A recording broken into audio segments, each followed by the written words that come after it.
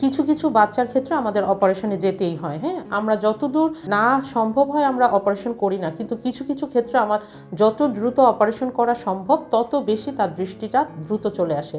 যেমন জন্মগত ছানি আমরা একটা বাচ্চাকে যদি তার দেখার সমস্যা হয়, আমার সেন্ট্রাল 3 মিলিমিটারের বেশি যদি ছানি হয়, আমার অবশ্যই এই বাচ্চাটা ম্যাচিউর অবস্থায় থাকলে যত দ্রুত সম্ভব আমার এটা ছানি অপসারণ করতে হবে, না হলে বাচ্চার চোখের ভিতরে আলো ঢুকবে না এবং বাচ্চা দেখবে না।